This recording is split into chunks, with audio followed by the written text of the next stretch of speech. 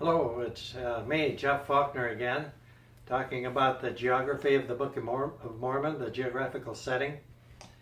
Now, I understand that there are people who wonder why Mesoamerica, when there were a lot of people here at the time that God brought Lehi and Mulek into this place. I want to compare Father Lehi to Abraham, the situation with Abraham.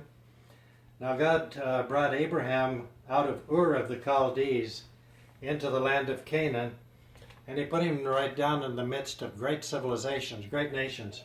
His descendants were held captive in Egypt for 400 years afterwards, but Abraham was in the middle of the Hittite civilization, the great Egyptian, the Babylonian civilizations, the Arabian ones, the Persians.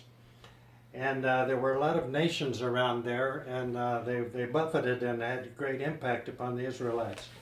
But in the New World, there were no such powerful nations at the time Lehi landed here in coastal Guatemala.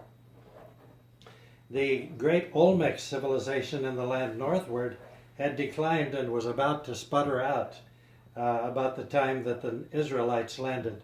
So the Olmecs were gone, and there was really nothing here at 600 BC or 585 BC to really make trouble for the Israelites. They came in, and the local people they found there, they took and they husbanded and directed and organized them and gave them their religion and their cultures, and transformed their cultures, gave them governments. So the Israelites themselves became dominant over this region in the land southward. And that's another point. This isthmus here, the Isthmus of Tehuantepec, or the narrow neck of land in Alma 22, this is a critical geographic feature. If anybody tries to tell you about a geographic setting of the Book of Mormon that doesn't have a very critical central isthmus like this, with a greater land northward and a greater land southward, with a land southward nearly surrounded by water, and a few other points with a narrow strip of wilderness, reject that, because that is not where the Book of Mormon setting is. Remember, you have to have a great civilization coming to an end in the land northward. You have to have the narrow neck of land. You have to have the land southward. You have the land of Nephi here. You have the narrow strip of wilderness, which is the Motagua Fault Zone. You have the Grijalva River Basin, which is the land of Zarahemla. You have a wilderness strip surrounding the land of Zarahemla. And you can actually see that mountainous strip surrounding this Grijalva River Basin. You have, of course, the narrow neck of land, the isthmus, the land northward. You have Bountiful here. Not Bountiful. On the isthmus, you have Bountiful to the south and Desolation to the north. Desolation and Bountiful are the two parts of that isthmus. And up here you have the hill Camorra, which we believe now is the Cerro Vigía in the state of Veracruz, Mexico.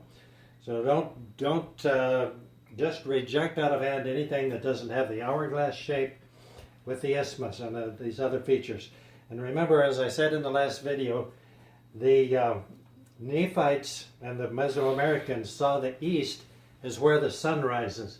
And of course the sun rises on a 46 degree arc from summer solstice to winter solstice. That's east. And everything to your left hand when you're watching the sunrises is on a 134 degree arc, which is the land northward. And north and south meant toward the land northward and toward the land southward, the greater land southward, South America, North America, etc. So those are important points I thought I'd better bring out in this video. Thank you.